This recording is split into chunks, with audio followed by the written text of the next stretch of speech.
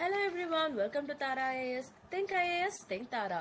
In this video, we are going to have an analysis of the Hindu newspaper of today, that is 3rd of May 2025, and this is presented to you by me, Lakshmi Sarjana.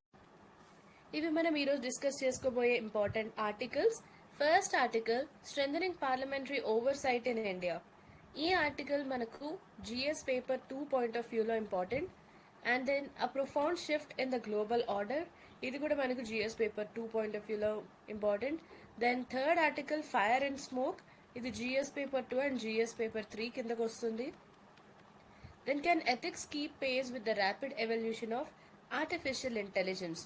So ఇది మనకి GS paper 2, అదేవిధంగా ethics కాబట్టి it comes under GS paper 4.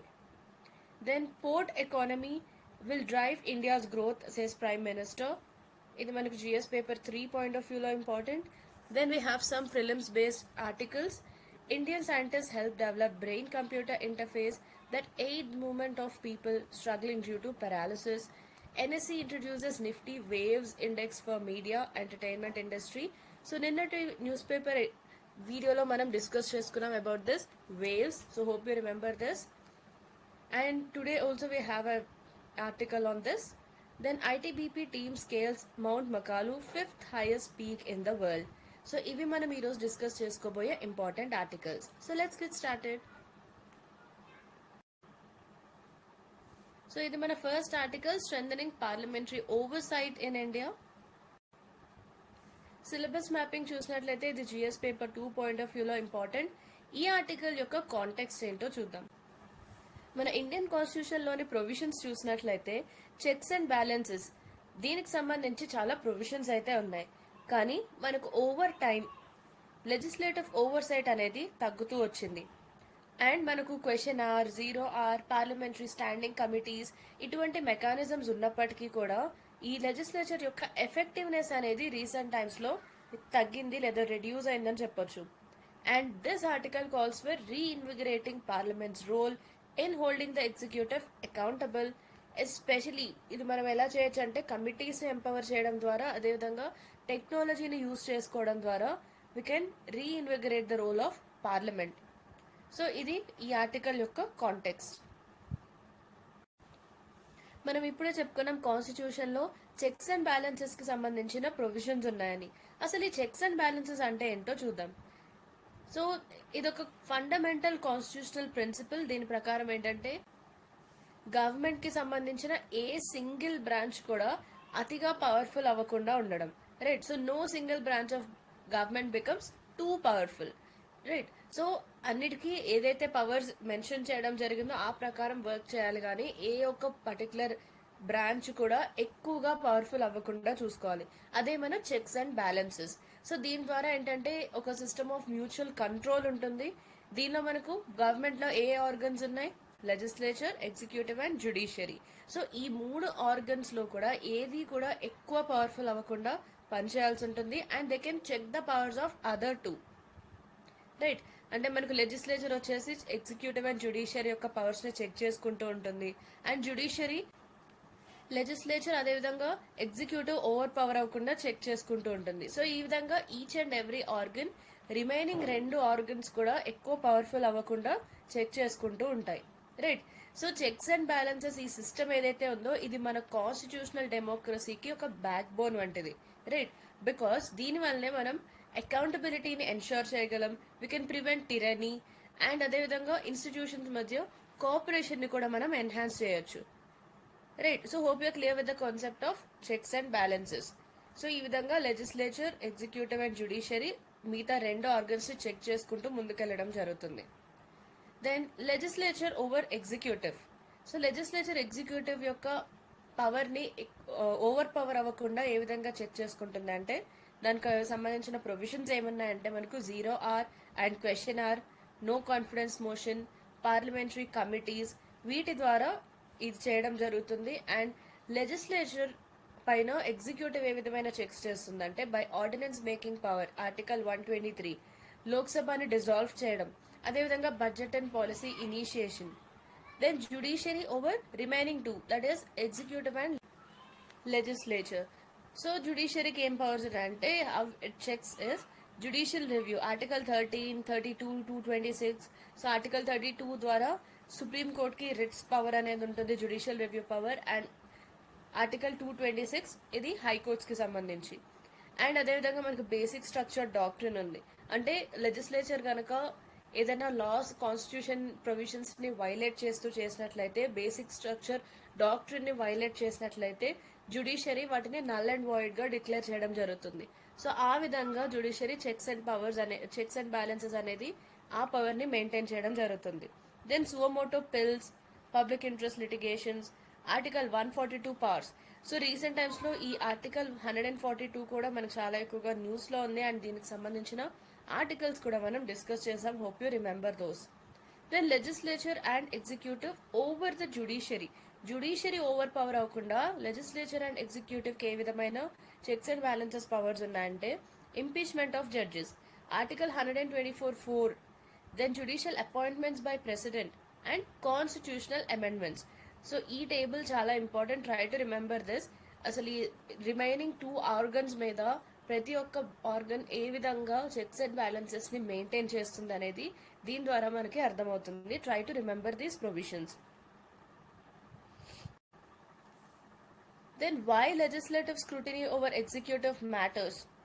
Executive పైన legislature ఈ విధంగా scrutinize చేయడం అనేది ఎందుకు important? Let's have a look at it. Preserves democratic checks and balances. So దీనివల్ల ఏంటంటే పార్లమెంట్ ఎగ్జిక్యూటివ్ డామినెన్స్ అవ్వకుండా చూసుకునే అవకాశం ఉంటుంది. And improves governance effectiveness. So ప్రతి ఒక్క బిల్ ఏదైతే పాస్ చేయడం జరుగుతుందో, ఇంట్రడ్యూస్ చేసిన ప్రతి బిల్ ని డీటెయిల్ గా ఎగ్జామిన్ చేయడం వలన, and also regarding the expenditure, ఎంతవరకు ఏ విధమైన ఎక్స్పెండిచర్ జరుగుతుంది, బిల్స్ లో ఏమేం ప్రొవిజన్స్ ఉన్నాయి, వీటన్నిటిని డీటెయిల్ గా ఎగ్జామిన్ చేయడం వల్ల ఏమవుతుందంటే మనకు పాలసీ గ్యాప్స్ అనేవి తగ్గుతాయి అండ్ ఫండ్స్ యొక్క మిస్యూజ్ జరగకుండా చూసుకోవచ్చు, right. And upholds public trust. So ఈ విధమైన చెక్స్ అండ్ బ్యాలెన్సెస్ ఉన్నప్పుడు పబ్లిక్ లో ట్రస్ట్ అనేది పెరుగుతుంది and it shows transparency. So దాని ద్వారా డెమోక్రటిక్ ఇన్స్టిట్యూషన్స్ లో సిటిజన్స్ కుండే ఆ ట్రస్ట్ అండ్ నమ్మకం ఏదైతే ఉంటుందో అది ఇంక్రీజ్ అవుతుంది. Then facilitates evidence based policy making. So ఈ లా మేకింగ్ కోసం ఏవైతే బిల్స్ తీసుకురావడం జరుగుతుందో ఆ బిల్స్ ని మనం డీటెయిల్ గా అనాలిసిస్ చేసినప్పుడు, ఇన్ డెప్త్ కమిటీ అనాలిసిస్ జరిగినప్పుడు we will have an informed law making and aligns with maximum accountability vision. So it complements governance efficiency with institutional responsibility. Then instruments of parliamentary scrutiny of executive. So executive కి సంబంధించి parliament ఏ విధంగా scrutinise చేయడం జరుగుతుందంటే, parliament కి procedural mechanisms ఉన్నాయి, అదేవిధంగా institutional mechanisms కూడా ఉన్నాయి. సో దాని ద్వారా ఈ ఎగ్జిక్యూటివ్ ఏదైతే యాక్షన్స్ తీసుకోవడం జరుగుతుందో వాటిని కంటిన్యూస్ గా ఎగ్జామిన్ చేస్తూ ఉండడం జరుగుతుంది. సో ఆ విధమైన మెకానిజమ్స్ ఏమున్నాయంటే, first one question hour.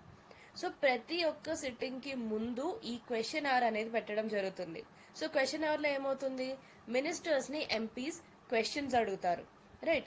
And ఈ క్వశ్చన్స్ కూడా మనకు కేటగరైజ్ చేస్తారు into starred questions, unstarred questions or short notice questions which are demanding oral or written replies. So ఆ టైప్ ఆఫ్ క్వశ్చన్ బట్టి దానికి ఓరల్ రిప్లై వస్తుంది లేదా రిటర్న్ రిప్లై ఇవ్వడం జరుగుతుంది. And it acts as a real time tool for accountability. So real టైంలో ఎప్పటికప్పుడు ప్రతి సిట్టింగ్ కి ముందు ఈ విధంగా క్వశ్చన్ అవర్ ఉండడం వలన రియల్ టైంలో మనకి ఎప్పటికప్పుడు అకౌంటబిలిటీ అనేది ఎన్ష్యూర్ చేయడం జరుగుతుంది. దాంతో పాటుగా పబ్లిక్ అవేర్నెస్ కూడా పెరుగుతుంది. Then 0R. సో ఇది unscheduled but conventionally accepted time after question hour. So దీన్ని షెడ్యూల్ చేయరు, it is unscheduled but conventionally, అంటే మనం ఎప్పటి నుంచో ఫాలో అవుతున్న ఒక రూల్ ఏంటి అంటే క్వశ్చన్ అవర్ తర్వాత 0 ని తీసుకోవడం జరుగుతుంది. అండ్ రిమెంబర్ 0 అనేది మనకు మన రాజ్యాంగంలో మెన్షన్ చేయలేదు. అండ్ ఈవెన్ పార్లమెంట్ యొక్క రూల్స్ ఆఫ్ ప్రొసీజర్ లో కూడా దీన్ని మెన్షన్ చేయలేదు. బట్ ఇదొక Indian innovation and parliamentary procedure. So దీనిలో ఏంటంటే ముందుగా నోటీస్ ఏమి ఇవ్వకుండా అర్జెంట్ మ్యాటర్స్ అనేవి MPs or members of parliaments ఈ విధంగా ఇష్యూస్ అనేవి రేస్ చేయడం జరుగుతుంది, right. So these are given without prior notice. So ఇది ఇన్ఫార్మల్ ఇన్స్ట్రుమెంట్, బట్ దీనివల్ల ఏంటంటే మనకు neglected or emergent executive lapses అనేవి మనకు హైలైట్ అవ్వడం జరుగుతుంది. Then parliamentary committees. Department related standing committees. So ఈ కమిటీస్ ఏంటంటే బిల్స్ ఏవైతే ఇంట్రడ్యూస్ చేయబడతాయో ఆ బిల్స్ని, బడ్జెట్ని అండ్ ఎగ్జిక్యూటివ్ యొక్క పర్ఫార్మెన్స్ని వీటన్నిటిని కూడా స్క్రూటినైజ్ చేయడం జరుగుతుంది. And public accounts committee. So ఈ కమిటీ ఏంటంటే controller and auditor general CAG ఇచ్చే రిపోర్ట్స్, అదేవిధంగా ఫైనాన్షియల్ ప్రొపరైటీ, సో వీటిని ఎగ్జామిన్ చేయడం జరుగుతుంది.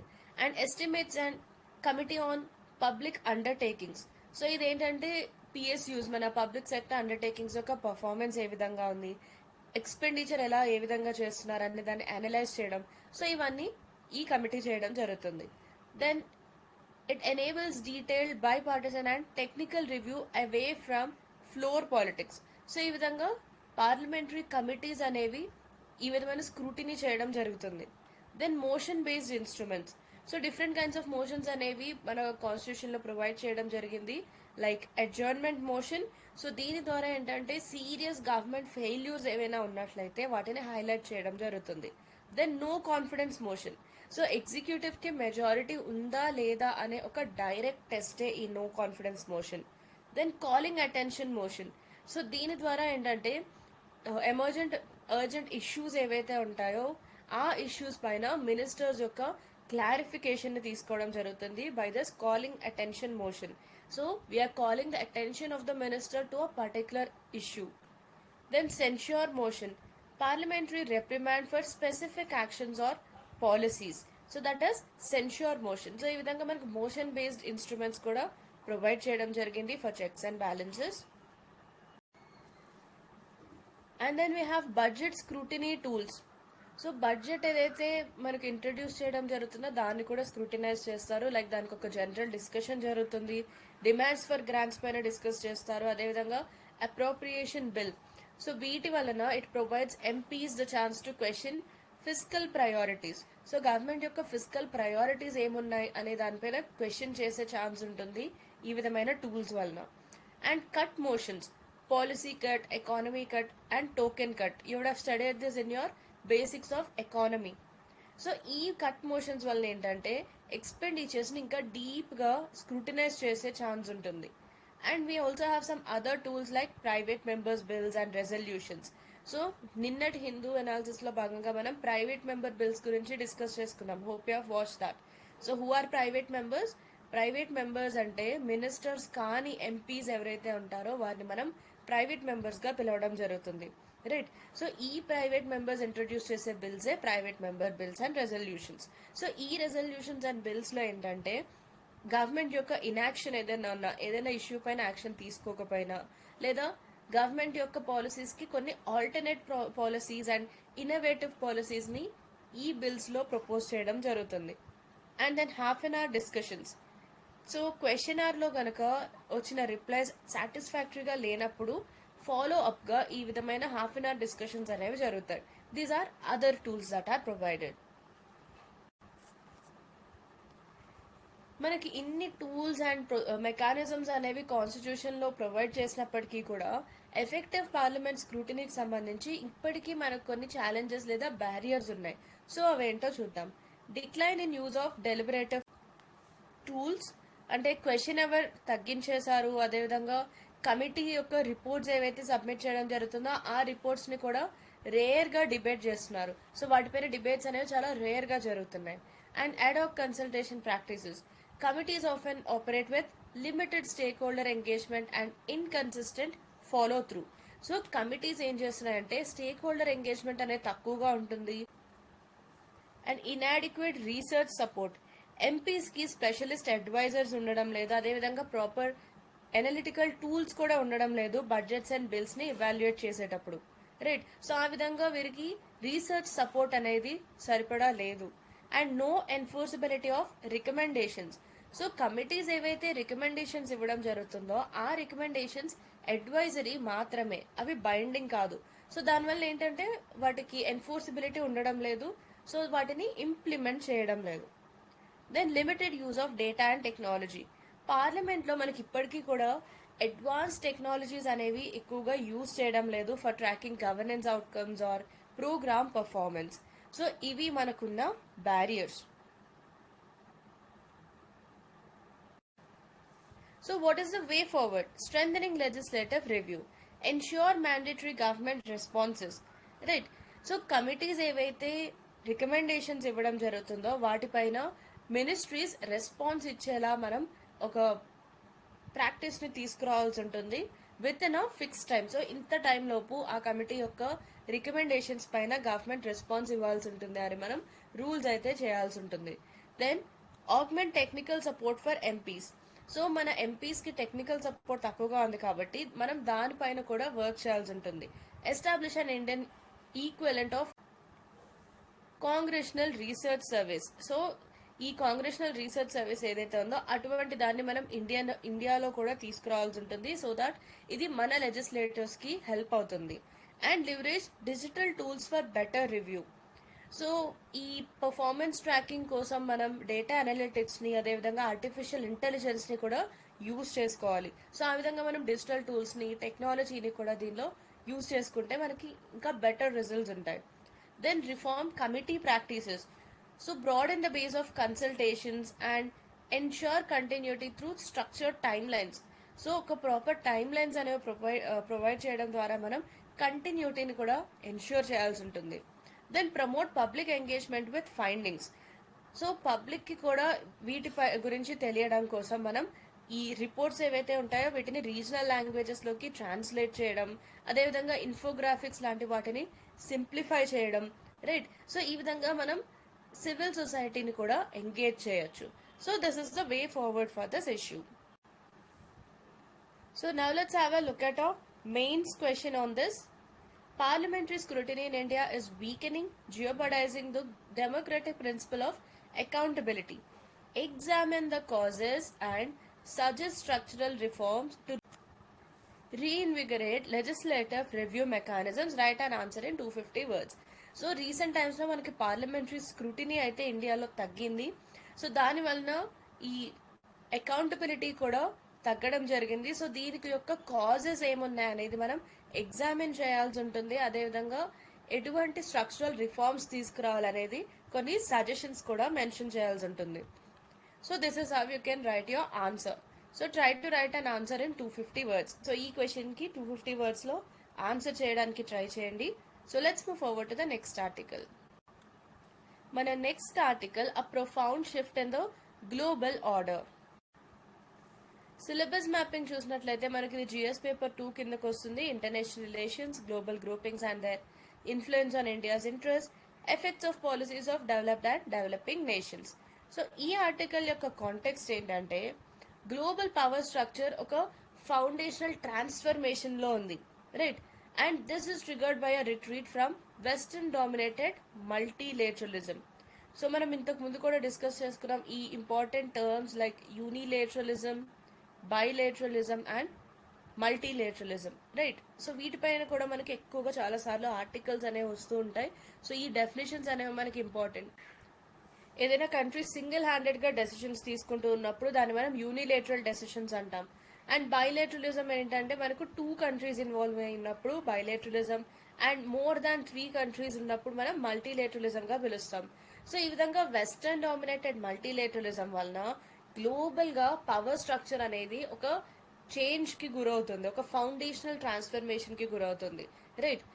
And factors like decline of G7, WTO and BRICS యొక్క emergence, US China economic competition and India యొక్క technological ambitions. So వీటి వలన మనకు గ్లోబల్ అలైన్మెంట్స్ అనేవి మొత్తం చేంజ్ అవుతూ ఉన్నాయి. And this shift calls for India to adapt its strategy and push for a more equitable world order. So ఇటువంటి changing టైంలో ఏంటంటే ఇండియా ఒక కొత్త స్ట్రాటజీతో రావాల్సి ఉంటుంది. సో దానిలో భాగంగా సెల్ఫ్ సస్టైన్ డెవలప్మెంట్ ఉండే విధంగా ఇండియా తన ఒక స్ట్రాటజీని అడాప్ట్ చేసుకోవాల్సి ఉంటుంది. సో ఇది ఈ ఆర్టికల్ యొక్క కాంటెక్స్ట్. హిస్టారికల్ బ్యాక్గ్రౌండ్ చూసినట్లయితే కొలోనియల్ ఎరా గ్లోబలైజేషన్, వరల్డ్ వార్ 2 తర్వాత మొత్తం వరల్డ్ ఆర్డర్ అంతా కూడా డోనర్ రెసిపియంట్ బైనరీస్, సో వీటిపైన డిపెండ్ అయ్యి ఇది మొత్తం షేప్ అవడం జరిగింది. Right. So this was led by the US through WTO, IMF and Bretton Woods institutions. So దీని వలన మొత్తం మన వరల్డ్ ఆర్డర్ అంతా ఆ టైంలో చేంజ్ అవడం జరిగింది. Then cold war and non aligned movement. So ఈ నాన్ అలైన్ మూవ్మెంట్ ఏదైతే ఉందో ఇది బైపోలారిటీకి ఒక కౌంటర్ గా రావడం జరిగింది. అంటే మనకు ఒక పక్క యుఎస్, ఇంకొక పక్క USR, bipolar. So what is this bipolarity? Bi means two, polar, having two poles. So ఒక పోల్ యుఎస్, మరొక పోల్ యుఎస్ఎస్ఆర్. సో ఆ టైంలో రష్యాని యుఎస్ఎస్ఆర్ అనేవాళ్ళం. సో ఈ యుఎస్ అండ్ యుఎస్ఎస్ఆర్ ఈ విధంగా టూ పోల్స్ గా ఉండేవి. ఎంటైర్ వరల్డ్ ఆర్డర్ అంతా కూడా ఈ విధంగా బైపోలార్ గా ఉండేది, రైట్. బట్ అటువంటి టైంలో ఇండియా ఏం చేసిందంటే ఈ విధంగా నాన్ అలైన్ మూవ్మెంట్ తో రావడం జరిగింది. సో ఈ నాన్ అలైన్ మూవ్మెంట్ ఏదైతే రావడం జరిగిందో ఇది మనకు ఈ బైపోలారిటీకి ఒక కౌంటర్ గా వచ్చింది. And India also proposed alternative cooperation models, right. So cold war టైంలో ఏదైతే ఈ బైపోలార్ వరల్డ్ ఉండేదో ఆ టైంలో నాన్ అలైన్మెంట్ మూవ్మెంట్ అనేది రెండిటితో వేటితో కూడా మేము అలైన్ అవ్వం, non alignment, right. So separate గా ఉండేది ఈ non alignment movement. Then rise of G7 and later G20. So G7 and G20 ఏంటంటే they represented western centric multilateral governance. So recent గా ఈ G7 G20 మెంబర్స్ మధ్య divergence రావడం వలన దీని యొక్క ఇంపార్టెన్స్ అనేది తగ్గుతూ వస్తుంది. And WTO paralysis and bilateralism. So recent times లో కూడా మనం ఈ WTO పెరాలిసిస్ కి సంబంధించి ఒక ఆర్టికల్ డిస్కస్ చేయడం జరిగింది. Hope you remember that. And మనకు రీసెంట్ టైమ్స్ లో టారిఫ్స్ యొక్క increase and nationalistic trade policies, especially Trump టైంలో మనం చూస్తున్నాం ట్రంప్ ఏ విధంగా టారిఫ్ పాలసీస్ అనేవి తీసుకురావడం జరిగింది అని. సో దానివల్ల ఏమవుతుందంటే కాన్సెన్సస్ లెడ్ ట్రేడ్ లిబరలిజం ఇది రెడ్యూస్ అవుతుంది, right. And China's rise and technological decoupling. Low cost manufacturing నుండి చైనా టెక్నాలజికల్ లీడర్షిప్ కి షిఫ్ట్ అయింది. సో దీని వలన అప్పటి వరకు మనకు ఏదైతే పవర్ ఈక్వేషన్స్ ఉన్నాయో ఇవన్నీ కూడా చేంజ్ అవుతున్నాయి. Geopolitical and economic significance. End of western trade hegemony. So old donor recipient model it is giving way to regionalism and south south cooperation. So recent times లో ఏంటంటే ఈ western countries యొక్క trade domination ఏదైతే ఉంటుందో అది తగ్గుతూ వస్తుంది. And దాంతో పాటుగా regionalism and south south cooperation అనేది ఇంక్రీజ్ అవుతుంది. Then rise of Asia. So Asian countries especially like India, China, ASEAN countries, Africa, so ఇవన్నీ కూడా న్యూ ఆర్డర్ లో ఎమర్జ్ అవుతున్న కంట్రీస్ గా ఉన్నాయి. అండ్ ఇవన్నీ కూడా మ్యూచువల్ బెనిఫిట్ అండ్ టెక్నాలజీ పైన ఎక్కువగా ఫోకస్ పెట్టడం జరిగింది. And India's opportunity in Asia, ASEAN countries, అదేవిధంగా ఆఫ్రికన్ యూనియన్ తో ఇండియాకి మంచి టైస్ అయితే ఉన్నాయి. సో దీని ద్వారా ఇండియా బ్యాలెన్స్ ట్రేడ్ రిలేషన్స్ ని బిల్డ్ చేసుకోవచ్చు. So that it can go beyond the traditional partners. So ఎప్పటి నుండో ట్రెడిషనల్ గా మనం ఏదైతే కంట్రీస్ తో పార్ట్నర్ అవుతున్నామో వాటితో పాటుగా మనం కొత్త పార్ట్నర్స్ అండ్ కొత్త ట్రేడ్ రిలేషన్స్ కి వెళ్ళొచ్చు because of our relations with ASEAN and African Union. Then technological sovereignty.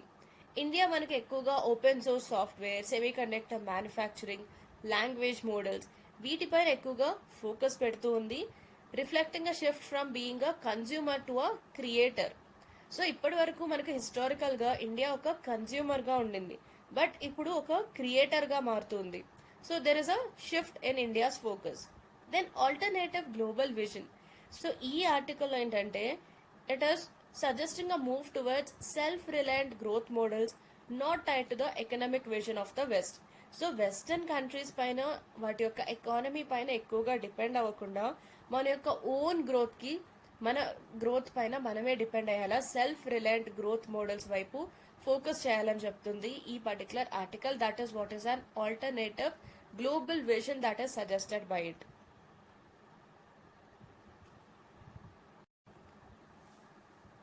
Then challenges and navigating the new order.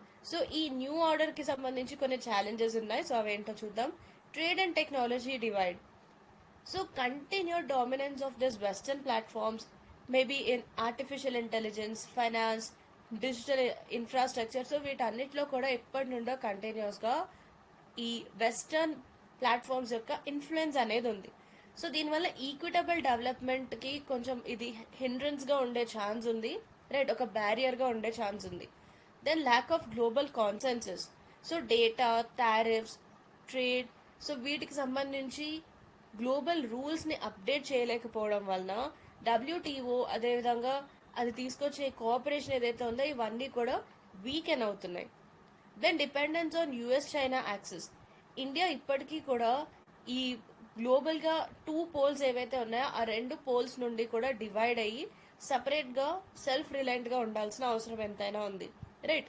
So ఈ యుఎస్ అండ్ చైనా ఈ 2 కంట్రీస్ మీద కూడా డిపెండ్ అవ్వకుండా రెండిటి నుంచి కూడా డిటాచ్ అయ్యి ఇండియా ఈ ఓవర్ డిపెండెన్స్ అనేది తగ్గించుకోవాల్సి ఉంది. Then underutilization of diplomatic capital. India's leadership in NAM, non-alignment movement or South-South coalitions, this has to be revitalized for relevance today.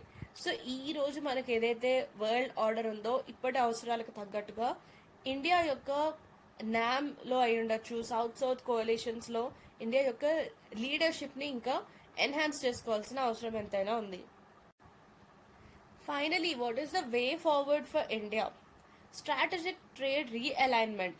So ASEAN, Africa, Latin America ఇటువంటి కంట్రీస్తో మనం టైస్ని ఇంకా strengthen చేసుకోవాలి. So that we can have this balanced tariff aware trade policies, right? Then champion a post West global vision.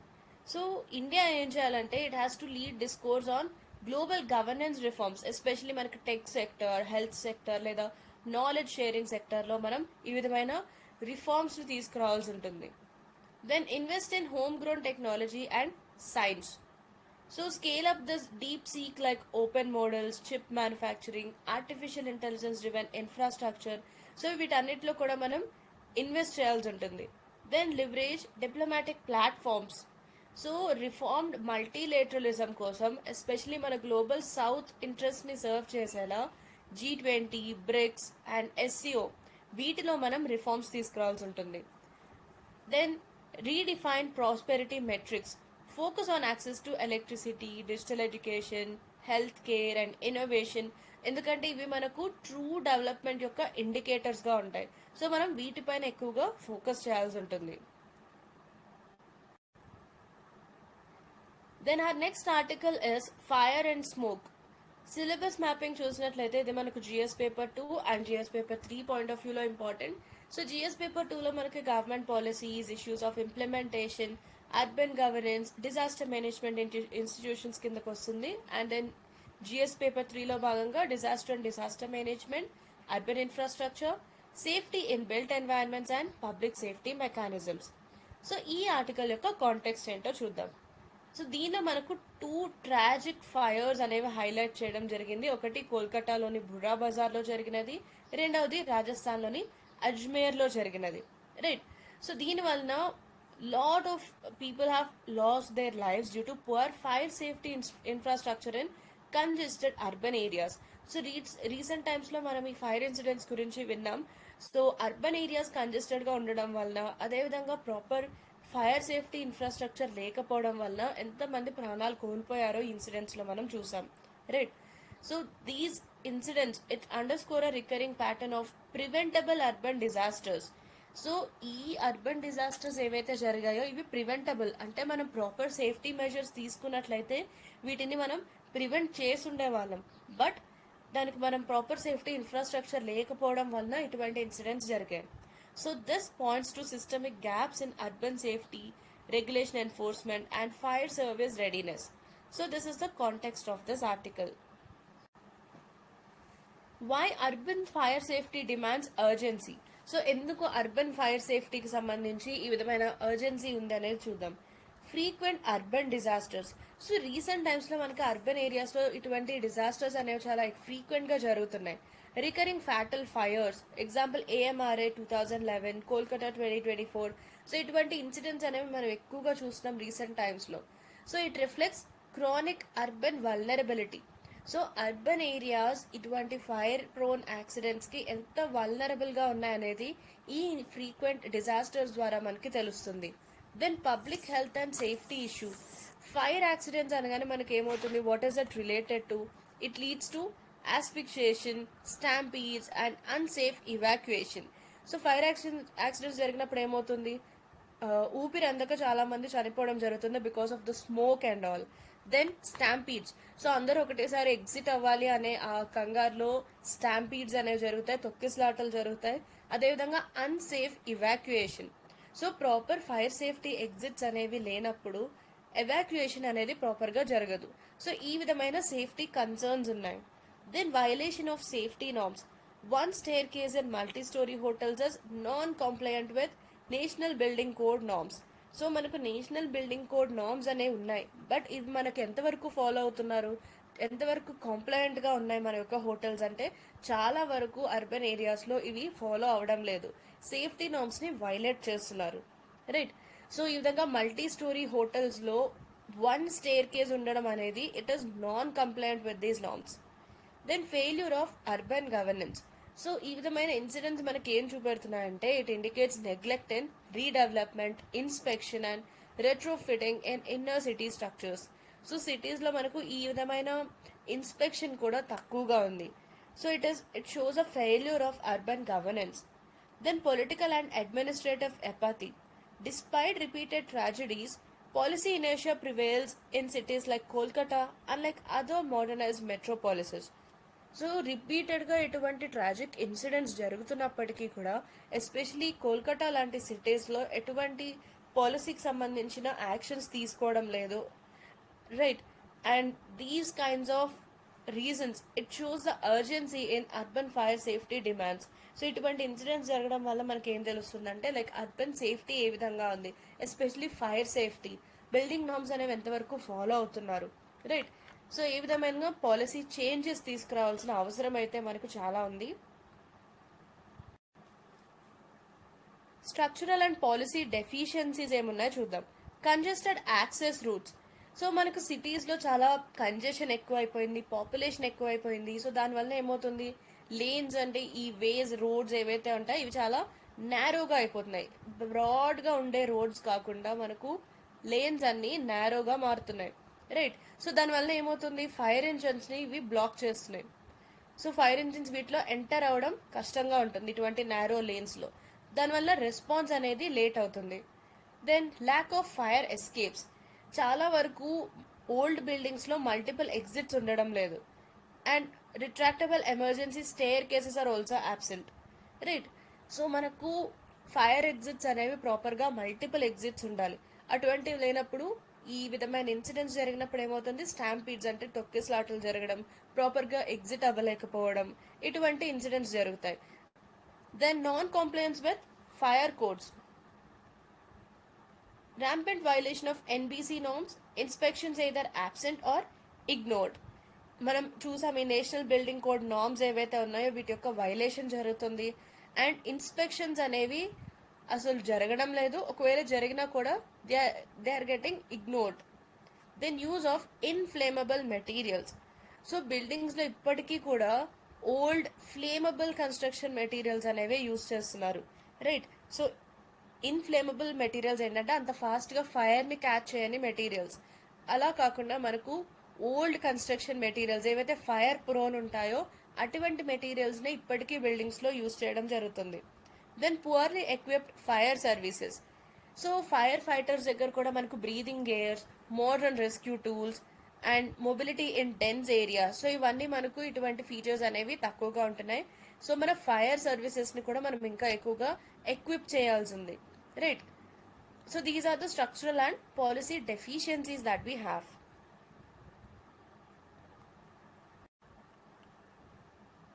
Finally, what is the way forward? Making cities fire resilient. Enforce fire safety codes. So ఈ national building code NBC 2016 యొక్క norms ఏవైతే ఉన్నాయో వీటిని స్ట్రిక్ట్గా implement చేయాలి. దాంతోపాటుగా రెగ్యులర్గా inspections చేస్తూ ఉండాలి. అండ్ ఎవరైనా వీటిని ఫాలో అవ్వకపోయినట్లయితే పెనాల్టీస్ అనేవి విధించాలి. Then urban redesign and core areas, low height sidewalks and clear front access for fire trucks in older localities. So old లొకాలిటీస్లో ఏంటంటే లో హైట్, తక్కువ హైట్ ఉండే సైడ్ వాక్స్, అదేవిధంగా క్లియర్ ఫ్రంట్ యాక్సెస్ ఉండాలి fire ట్రక్స్కి కూడా. సో ఆ విధంగా మనకు కొన్ని కోర్ ఏరియాస్లో, అర్బన్ ఏరియాస్లో ఈ విధమైన రీడిజైన్ చేయాలి. Then retrofitting of existent structures. So fire retardant materials ఏవైతే అంత ఈజీగా ఫైర్ని క్యాచ్ చేయవో అటువంటి ఫైర్ రిటార్డెంట్ మెటీరియల్స్ని మ్యాండేటరీ అంటే కంపల్సరీగా ఇన్స్టాల్ చేయాలి. అదేవిధంగా స్మోక్ అలారమ్స్ని ఇన్స్టాల్ చేసుకోవాలి. అండ్ అట్లీస్ట్ మనకు డ్యూయల్ ఎగ్జిట్స్ ఉండాలి. ఇంకా మనకు కుదిరితే మల్టిపుల్ ఎగ్జిట్స్ ఉండేలా చూసుకోవాలి. But at least we should have dual exits, అంటే అట్లీస్ట్ 2 ఎగ్జిట్స్ అన్నా ఉండాలి.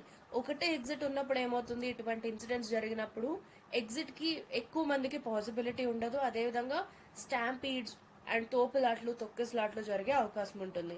సో ఆ విధంగా అటువంటి ఇన్సిడెంట్స్ జరగకుండా డ్యూయల్ ఎగ్జిట్లు అదేవిధంగా మల్టిపుల్ ఎగ్జిట్ ఉన్నట్టయితే మనకు డిఫరెంట్ ఎగ్జిట్స్ నుండి పీపుల్ బయటికి వెళ్ళే అవకాశం ఉంటుంది.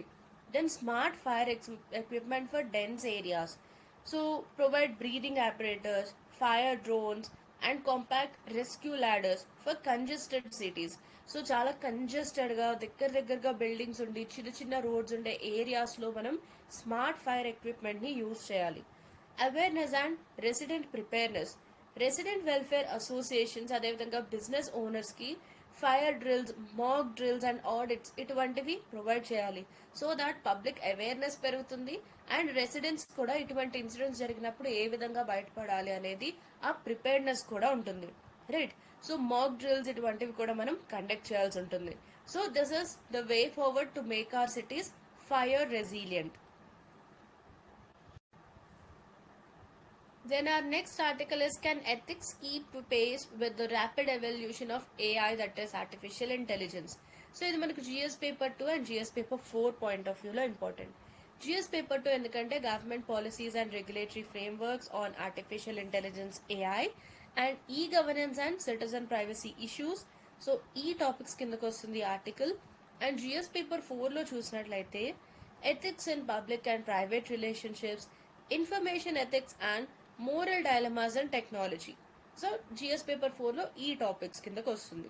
So that is why it comes under both GS paper 2 and GS paper 4. What is AI ethics? So AI ethics అంటే ఏంటి? ఈ ఆర్టిఫిషియల్ ఇంటెలిజెన్స్ కి సంబంధించి ఈ టర్మినాలజీస్ ఏవైతే కొత్తగా రావడం జరుగుతుందో, you have to be aware of all these terminologies that will be really helpful for your exams. So let's have a look at this AI ethics. So AI ethics అంటే ఏంటో చూద్దాం. రీసెంట్ టైమ్స్లో మనం చూస్తున్నాం ఆర్టిఫిషియల్ ఇంటెలిజెన్స్ యొక్క usage అనేది చాలా ఎక్కువైంది. Right. Even common people, normal citizens కూడా artificial intelligence based apps or different వేస్లో ఏఐని యూజ్ చేయడం జరుగుతుంది.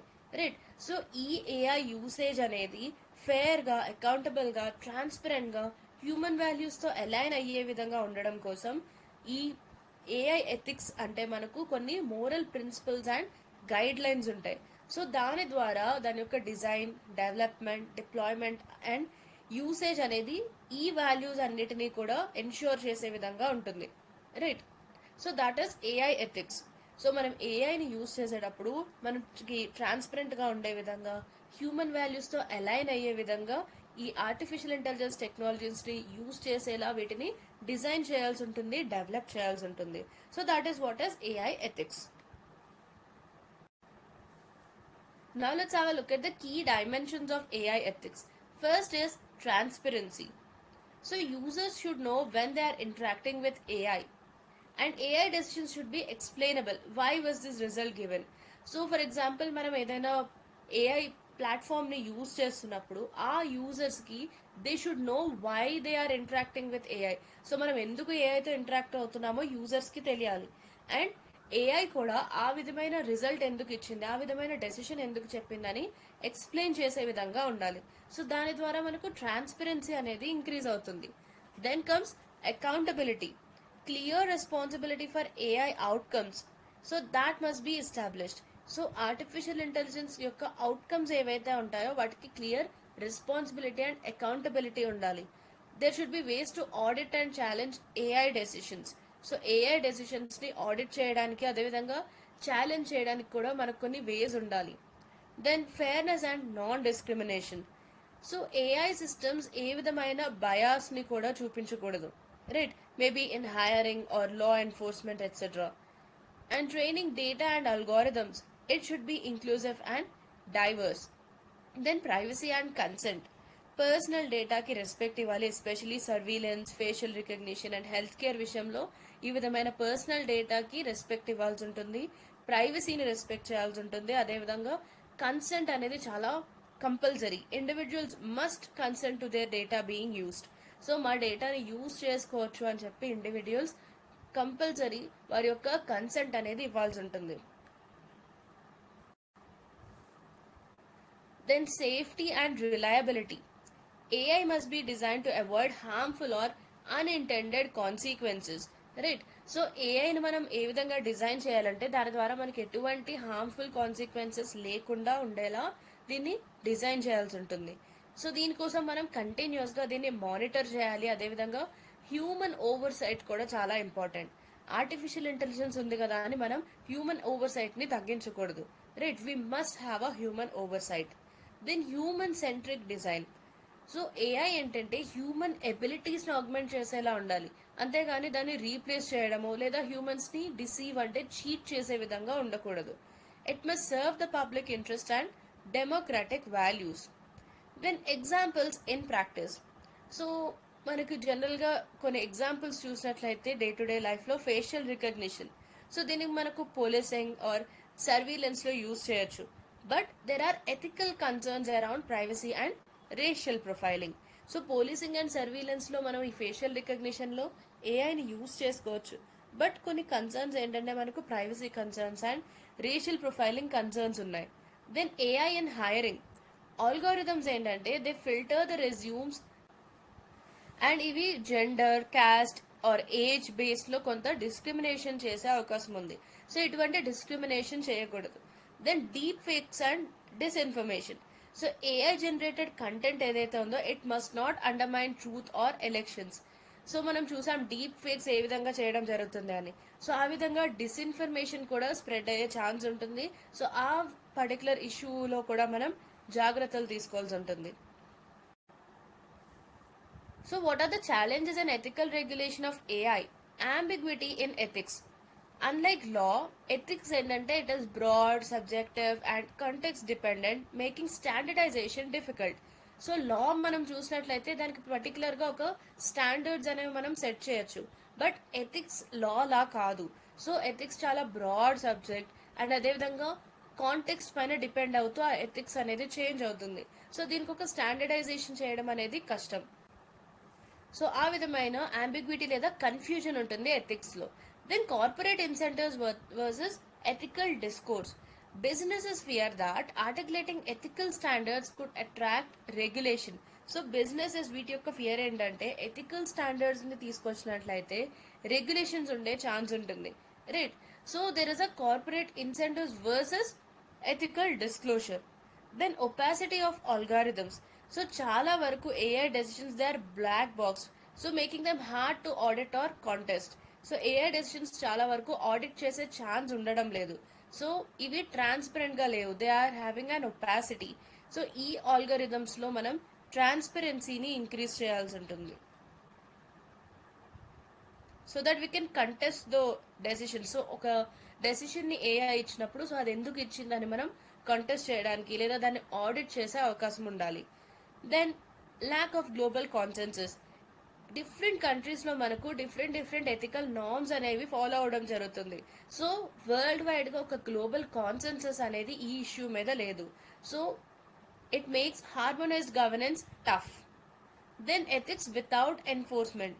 సో చాలా వరకు ఏఐ ఫర్మ్స్ అనేది ఎటువంటి ఎక్స్టర్నల్ ఓవర్సైట్ లేకుండా సెల్ఫ్ రెగ్యులేషన్ చేసుకుంటూ ఉంటాయి. సో దానివల్ల ఏంటి, మనకు ఎథికల్ కాంప్లైన్స్ అనేది వాలంటరీగా మారుతుంది. Right. So we have to enforce this. So ఈ ఎన్ఫోర్స్మెంట్ మెకానిజమ్స్ని కూడా మనం తీసుకురావాల్సి ఉంటుంది. So these are the various challenges in the regulation of artificial intelligence.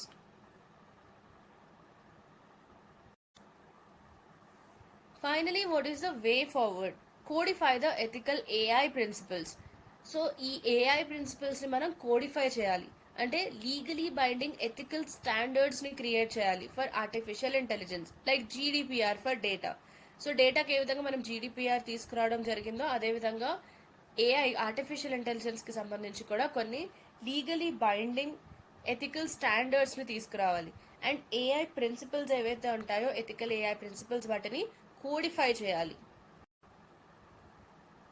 So what is this GDPR? It is general data protection regulation. So డేటాకి సంబంధించి మనం ఈ విధంగా జీడీపీఆర్ని తీసుకొచ్చాం, జనరల్ డేటా ప్రొటెక్షన్ రెగ్యులేషన్ అని. సో అదే విధంగా on the lines of GDPR ఆ టైప్లో సిమిలర్గా మనం ఎథికల్ ఏఐకి సంబంధించి కూడా, ఏఐకి సంబంధించిన ఎథికల్ ప్రిన్సిపల్స్లో కూడా ఇటువంటి కోడిఫికేషన్ అనేది చేయాలి అని చెప్పడం జరిగింది. So that is one of the way forward. Then mandate transparency. So ట్రాన్స్పరెన్సీని మనం మ్యాండేటరీ కంపల్సరీ చేయాలి, because it has to disclose when AI content it is AI generated, when an AI tool is used in hiring or finance etc. So ఒక content AI generated అయినప్పుడు లేదా ఒక AI టూల్ని hiring లేదా ఫైనాన్స్లో use చేసినప్పుడు దాన్ని మనం డిస్క్లోజ్ చేయాల్సి ఉంటుంది. ఈ విధంగా మేము ఇది ఏఐ జనరేటెడ్ కంటెంట్ అని లేదా మేము ఏఐ టూల్స్ని యూజ్ చేసామని డిస్క్లోజ్ చేయాల్సి ఉంటుంది. That leads to more transparency. Then public consultation involves civil society and academia in co-creating ethical norms for AI systems. So మనం ఇక్కడ చూసాం ఏఐ ప్రిన్సిపల్స్ని కోడిఫై చేయాలి అని. సో అటువంటి ప్రిన్సిపల్స్ని తీసుకొచ్చేటప్పుడు సివిల్ సొసైటీని అదేవిధంగా అకాడమిషియన్స్ని కూడా మనం ఇన్వాల్వ్ చేయాలి ఇటువంటి ఎథికల్ నార్మ్స్ని కోడిఫై చేసేటప్పుడు. Then ethics by design in tech. Make ethical compliance part of the design process, not an afterthought. అంటే మనం ఏదైతే డిజైన్ చేయడం జరుగుతుందో టెక్నాలజీకి సంబంధించి ఆ డిజైన్ స్టేజ్లోనే ఈ ఎథికల్ కాంప్లైన్స్ని ఎన్ష్యూర్ చేయాలి. మొత్తం డిజైన్ కంప్లీట్ అయిపోయిన తర్వాత ఎథిక్స్ని దానిలో ఇంటిగ్రేట్ చేయడం కాకుండా డిజైన్తో పాటు దానిలో ఒక భాగంగా మనం ఎథికల్ కాంప్లైన్స్ని కూడా ఇంక్లూడ్ చేయాల్సి ఉంటుంది. Then global cooperation. G20, UNESCO, OECD ఇటువంటి ఫోరమ్స్ని ఎంకరేజ్ చేసి మనం షేర్డ్ గ్లోబల్ ఎథిక్స్ చార్టర్ని తీసుకురావాల్సి ఉంటుంది. సో ఇంతకుముందు మనం చూసాం ఈ ఎథికల్ ఏఐకి సంబంధించిన గ్లోబల్ కాన్సెన్సస్ అనేది లేదు, డిఫరెంట్ కంట్రీస్లో డిఫరెంట్ నార్మ్స్ అనేవి ఫాలో అవుతున్నారు. సో ఆ విధంగా అవ్వకుండా గ్లోబల్ కోఆపరేషన్ని ఎంకరేజ్ చేసే విధంగా G20, యునెస్కో, OECD ఇటువంటి ఇంటర్నేషనల్ లేదా రీజనల్ ఫోరమ్స్ని యూజ్ చేసుకుంటూ మనం గ్లోబల్ ఏఐ ఎథిక్స్ చార్టర్ని తీసుకురావాలి. So we have to develop that kind of a shared global AI ethics charter. So this is the way forward for AI ethics. Then our next article is Port economy will drive India's growth, says Prime Minister. Syllabus mapping చూసినట్లయితే ఇది మనకు GS paper 3 economy and infrastructure point of వ్యూలో important. Indian economy, infrastructure, ports, roads, airports and railways, and investment models that is public private partnerships, industrial policy and logistics, government budgeting and regional development. So ఈ topics point of వ్యూలో మనకి important. So దీని యొక్క context ఏంటంటే our Prime Minister Narendra Modi, he has inaugurated 8,800 crore rupees Vizhinjam International Deep Water Multi-Purpose Seaport in Kerala. So మనం నిన్నటి సెషన్లో కూడా ఈ విధమైన పోర్ట్ గురించి డిస్కస్ చేయడం జరిగింది. ఈ పోర్ట్కి సంబంధించి కొంత డేటా మనం ఆల్రెడీ డిస్కస్ చేసాం. So if you have missed it, please do go through that also. So ఇది ఇండియాలోనే first dedicated container transshipment port, right.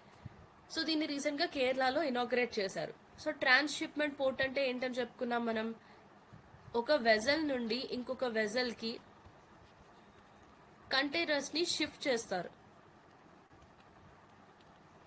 So this happens at a transshipment port. So ఇండియాలో ఇటువంటి ఫస్ట్ డెడికేటెడ్ కంటైనర్ ట్రాన్స్షిప్మెంట్ పోర్ట్ని inaugurate చేయడం జరిగింది కేరళలో. That is Vizhinjam international deep water multipurpose sea port.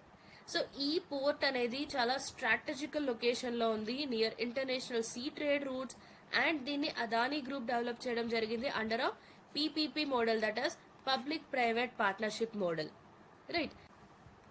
And government aims to leverage port-led development to enhance India's position in global trade and logistics. So గ్లోబల్గా trade and లాజిస్టిక్స్లో India యొక్క పొజిషన్ని enhance చేయడం కోసం ఈ విధంగా పోర్ట్ లెడ్ డెవలప్మెంట్ని use చేసుకోవాలనుకుంటుంది మన గవర్నమెంట్. ఇది ఈ ఆర్టికల్ యొక్క కాంటెక్స్ట్. ఇండియా యొక్క మ్యారిటైమ్ ఇన్ఫ్రాస్ట్రక్చర్ ఏ విధంగా ఇవాల్వ్ అయిందో చూద్దాం. ఇండియా యొక్క పోర్ట్ సెక్టర్ హిస్టారికల్గా చాలా స్ట్రగుల్ అయింది with capacity limitations, outdated infrastructure, and అదేవిధంగా ట్రాన్స్షిప్మెంట్ కోసం ఫారిన్ పోర్ట్స్ మీద ఎక్కువగా మనం డిపెండ్ అవుతూ ఉండేవాళ్ళం, like Colombo and Singapore ports. And 2015లో ఎప్పుడైతే మనం సాగర్మాల ప్రోగ్రామ్ని లాంచ్ చేశామో అదొక టర్నింగ్ పాయింట్గా మారింది, because we aimed at modernising coastal and port logistics. ఎందుకంటే దీని యొక్క ఆబ్జెక్టివ్ ఏంటంటే మన యొక్క కోస్టల్ అండ్ పోర్ట్ లాజిస్టిక్స్ని మోడర్నైజ్ చేయడమే దీని యొక్క మేజర్ ఆబ్జెక్టివ్. సో మన ఫోకస్ అనేది ఎప్పుడు కూడా ట్రెడిషనల్ పోర్ట్ మేనేజ్మెంట్ మీద ఉండేది. దాని నుండి మనం port based industrialisation and integrated logistics వైపుగా మన ఫోకస్ని షిఫ్ట్ చేయడం జరిగింది. And private investment and special economic zones, they have been encourage to boost operational efficiency. So మనం పోర్ట్స్ని డెవలప్ చేసినప్పటికీ కూడా వాటి యొక్క ఆపరేషనల్ ఎఫిషియన్సీని ఎన్హాన్స్ చేయాలి. దానికోసం మనం ప్రైవేట్ ఇన్వెస్ట్మెంట్ యూజ్ చేసుకున్నాం, అదేవిధంగా స్పెషల్ ఎకనామిక్ జోన్స్ని కూడా ఎంకరేజ్ చేయడం జరిగింది. అండ్ ట్రేడ్ రూట్స్ ఎన్హాన్స్ అవడం వల్ల ఇండియా యొక్క మ్యారిటైమ్ అంబిషన్స్ కూడా ఇంక్రీజ్ అయ్యాయి.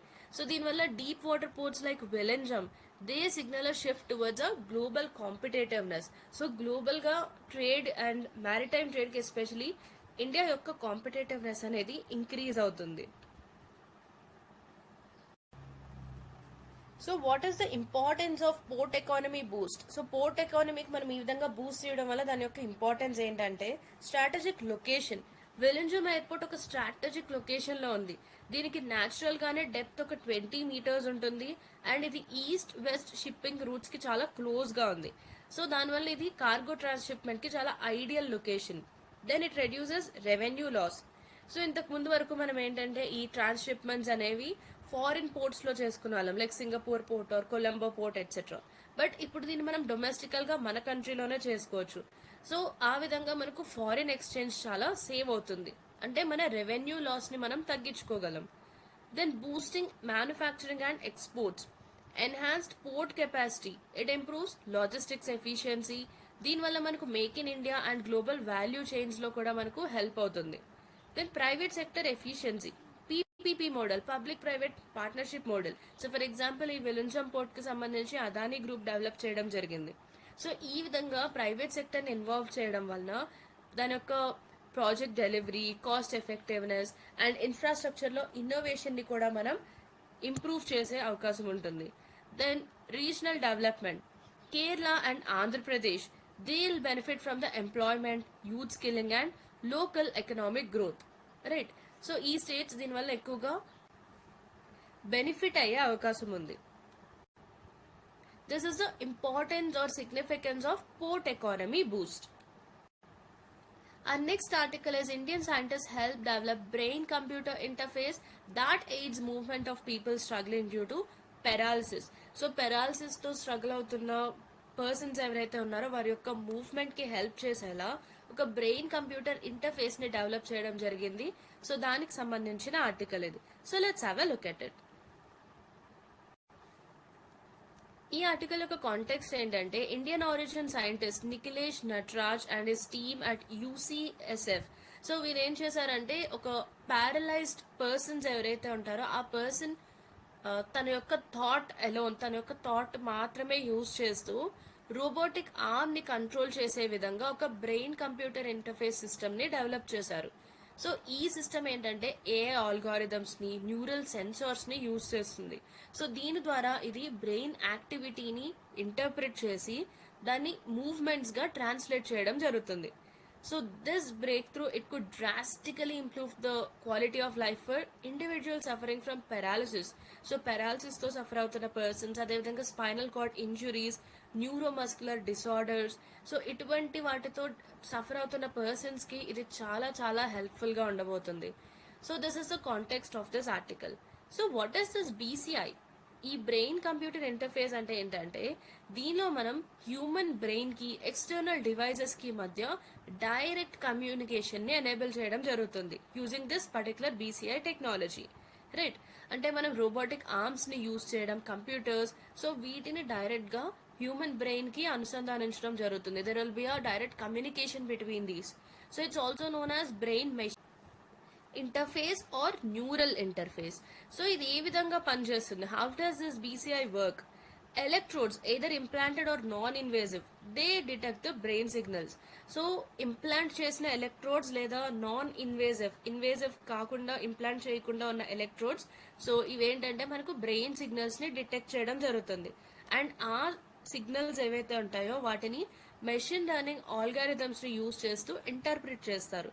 అండ్ ఆ డీకోడెడ్ సిగ్నల్ ని యూజ్ చేసి ఎక్స్టర్నల్ డివైస్ లైక్ ఒక కర్సర్ ని కానీ రోబోటిక్ లింబ్ ని కానీ కంట్రోల్ చేయడం జరుగుతుంది. సో ఈ విధంగా ఈ బీసీఐ అనేది పనిచేయడం జరుగుతుంది. So do remember this working.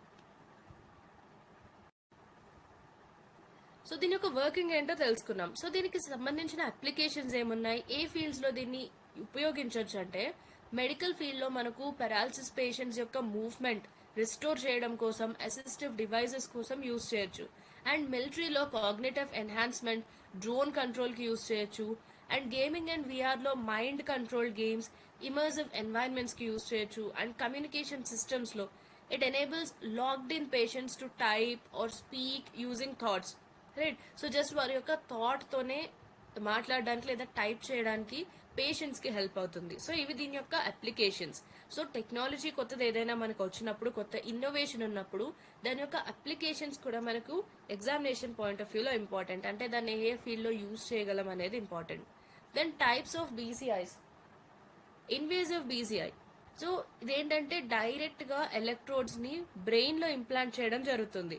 This is used in UCSF study. And non invasive BCI, దీనిలో మనకు ఈఈజీ క్యాప్స్ ఉంటాయి కదా. So like EEG you would have seen, right. So that EEG caps or sensors are placed on the scalp. So these are safer and more accessible. Then partially invasive BCI, వీటిని skull లో place చేయడం జరుగుతుంది, but brain టిష్యూకి బయట. స్కల్లో ఉంటాయి but brain టిష్యూకి బయట వీటిని implant చేయడం జరుగుతుంది. So these are the types of BCIs. So దీనికి సంబంధించి ఒక ప్రిలిమ్స్ ఎంసీక్యూ చూద్దాం. With reference to brain computer interface consider the following statements. And ఇక్కడ మనం కరెక్ట్ స్టేట్మెంట్స్ ని ఐడెంటిఫై చేయాల్సి ఉంటుంది. Our first statement is BCIs are a form of assistive technology that can restore mobility in paralysis patients. So paralysis patients లో movement ని restore చేయడానికి ఇదొక assistive technology అనేది మన first statement. Yes, it is right. BCIs can be used only for medical purposes. So మనకి ఇంతకు ముందు కూడా నేను చాలా సార్లు రిపీట్ చేయడం జరిగింది. ఇటువంటి ఓన్లీ ఇలాంటి ఎక్స్ట్రీమ్ స్టేట్మెంట్స్ ఉన్నప్పుడు జనరల్ గా అది రాంగ్ స్టేట్మెంట్ అవుతుంది అని. సో ఇక్కడ కూడా ఇది ఒక రాంగ్ స్టేట్మెంట్ బికాస్ దీని యొక్క అదర్ అప్లికేషన్స్ కూడా మనం ఆల్రెడీ ఇప్పుడే డిస్కస్ చేసుకోవడం జరిగింది, right. Then BCIs work by interpreting neural activity into executable commands. So yes, brain లోని న్యూరల్ యాక్టివిటీ ని కమాండ్స్ గా వీటిని ఇంటర్ప్రిట్ చేయడం జరుగుతుంది. That is the working of BCI. So yes, it is right. So the correct answer is 1 and 3. So 2 wrong, ఎందుకంటే ఇది కేవలం medical purposes మాత్రమే కాదు, గేమింగ్ లాంటి అదర్ సెక్టర్స్ లో కూడా దీన్ని యూజ్ చేయడం జరుగుతుంది. So here you can see the application of this BCI, military technology, gaming, communication లో కూడా దీన్ని యూజ్ చేయడం జరుగుతుంది. So that is the reason why statement 2 is incorrect. So our next article is NSE introduces Nifty Waves Index for Media Entertainment Industry. So NSE, that is National Stock Exchange, Nifty Waves Index ని launch చేయడం జరిగింది. So ఇది ఏంటంటే ఇండియాలోని media, entertainment and gaming sectors లో 43 companies ని track చేయడం జరుగుతుంది దీని ద్వారా. And it highlights growing role of creative economy or orange economy in national growth. So నిన్న సెషన్ లో మనం క్లియర్ గా ఆరెంజ్ ఎకానమీ గురించి డిస్కస్ చేయడం జరిగింది. So hope you remember that. దీన్ని వేవ్స్ 2025 లో అన్వీల్ చేయడం జరిగింది. సో ఈ ఇండెక్స్ యొక్క మేజర్ ఆబ్జెక్టివ్ ఏంటంటే ఇన్వెస్ట్మెంట్, ఆంటర్ప్రెన్యూర్షిప్, వీటిని సపోర్ట్ చేయడం, అదేవిధంగా ఇండియా యొక్క సాఫ్ట్ పవర్ ఇండస్ట్రీస్ పైన మన పాలసీస్ యొక్క ఫోకస్ ని చూపించడం. సో ఇది దీని యొక్క context. Nifty waves index, it's a sectoral index launched by the national stock exchange. So do remember, Nifty waves index ని ఎవరు లాంచ్ చేశారంటే నేషనల్ స్టాక్స్ ఎక్స్చేంజ్ లాంచ్ చేయడం జరిగింది. అండ్ దీనిలో మనకు media, entertainment and gaming sectors లో ఉండే 43 listed companies దీనిలో కవర్ అవుతాయి. సో ఈ విధమైన ఇండెక్స్ తీసుకురావాల్సిన పర్పస్ ఏంటంటే దీనివల్ల మనకు సెక్టోరల్ ఇన్సైట్స్, ఒక్కొక్క సెక్టర్ కి సంబంధించిన ఇన్సైట్స్ లభిస్తాయి. దాంతోపాటుగా ఆంటర్ప్రెన్యూర్షిప్ కి సపోర్ట్ వస్తుంది. అండ్ ఇండియాలోని క్రియేటివిటీ బేస్డ్ ఎకానమీలో పర్ఫార్మెన్స్ ఏ విధంగా ఉంటుంది అనేది మనం ట్రాక్ చేసుకునే అవకాశం ఉంటుంది. సో ఇది మనకి innovation, story telling, music and digital content creation పైన ఎక్కువగా ఫోకస్ చేయడం జరుగుతుంది.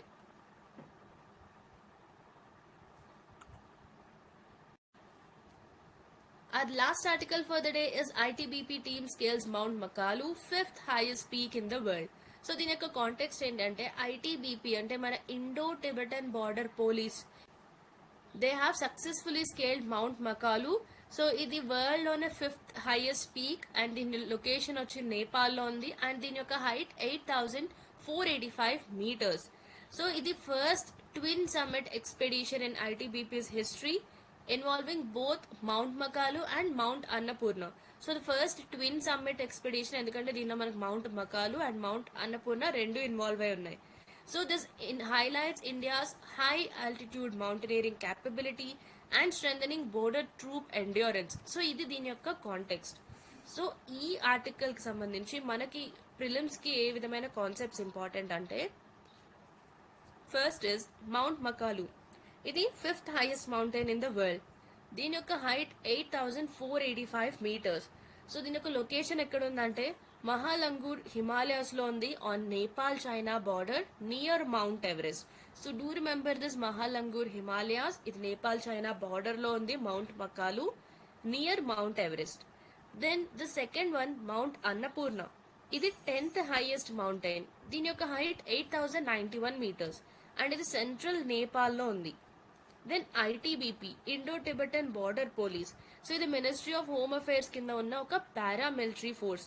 So this is responsible for guarding India China border. So వీరి యొక్క మేజర్ ఎయిమ్ ఏంటి అంటే ఇండియా చైనా బార్డర్ ని గార్డ్ చేయడం. అండ్ ఈ పర్టికులర్ ఇనిషియేటివ్ లేదా ఈ ఇన్సిడెంట్ యొక్క సిగ్నిఫికెన్స్ ఏంటంటే ఇదొక first twin summit expedition by Indo Tibetan border police ITBP, right, because it involves both mount Makalu and mount Annapurna. So దీని ద్వారా మనకు ఇండియన్ హై ఆల్టిట్యూడ్ ఎండ్యూరెన్స్, అదేవిధంగా స్ట్రాటజిక్ ప్రిపేర్డ్నెస్ ఎంతవరకు ఉందనేది మనకి ఇది హైలైట్ చేయడం జరిగింది.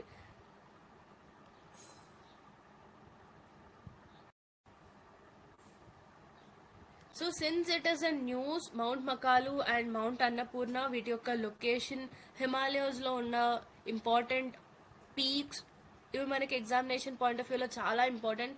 A lot of times questions were asked in previous years on this Himalayas and different peaks that we have, right? So here if we see, we have the Mount Everest. So దీని యొక్క location ఇక్కడ ఉంది and మనం చెప్పుకున్న mount Everest కి దగ్గరలోనే mount Makalu ఉంది అని. Here we have mount Makalu and ఇది మౌంట్ అన్నపూర్ణ. సో ఇప్పుడైతే మనకు న్యూస్ లో ఉన్న మౌంటైన్స్ ఏంటంటే మనకు mount Makalu and mount Annapurna. So mount Everest కి ఈస్టర్న్ సైడ్ మౌంట్ మకాలు ఉంది, వెస్టర్న్ సైడ్ మౌంట్ అన్నపూర్ణ ఉంది. దీంతో పాటుగా ఇక్కడ ఉన్న ఇంపార్టెంట్ పీక్స్ మనం చూసినట్లయితే one is mount Kanchenjunga, Dhaulagiri, here we have mount Kailash, right, Nanda Devi, and we have mount Kamet, Zanskar range, Ladakh range, Karakoram range. ఈ రేంజెస్ కి సంబంధించి మనకు north to south arrangement, so ఈ విధంగా కూడా క్వశ్చన్స్ అడుగుతూ ఉంటారు.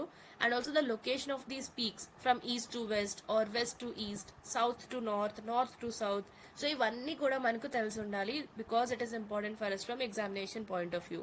And here we have K2, Nanga Parbat, right, Pir Panjal, that is middle Himalayas, Dhauladhar range, Shivalik range. So ఇవన్నీ మనం జాగ్రఫీ పాయింట్ ఆఫ్ వ్యూలో ఆల్రెడీ కవర్ చేసి ఉంటుంటారు ఎగ్జామినేషన్ పాయింట్ ఆఫ్ వ్యూలో. So just brush up your basics of geography, right. Indian జాగ్రఫీలో భాగంగా హిమాలయాస్ అండ్ అక్కడున్న important mountain peaks ని మీరు చదివే ఉంటారు. సో ఇది మనకు న్యూస్ లో ఉంది కాబట్టి just have a brush up of those basics. And here we have the Namcha Barwa. So ఈ పీక్స్ యొక్క లొకేషన్స్ చాలా చాలా ఇంపార్టెంట్. అండ్ ఇవి for example China Nepal border లో ఉన్నాయా, ఇండియన్ టెరిటరీలో ఉన్నాయా, ఇండియన్ టెరిటరీలో ఉంటే ఏ స్టేట్ లో ఉన్నాయి, right. And as I've told you the alignment north to south, east to west. So ఈ విధమైన పాయింట్స్ అన్ని మనకు మౌంటైన్ పీక్స్ పాయింట్ ఆఫ్ వ్యూలో important. And here we have already seen the 5th highest mountain, 10th highest mountain, right? So remember these kinds of points. So that is all about the important articles of today. So hope you have liked this video. Please do like, share and subscribe to our channel for more interesting content for UPSC. Thank you so much for watching this session. Bye bye.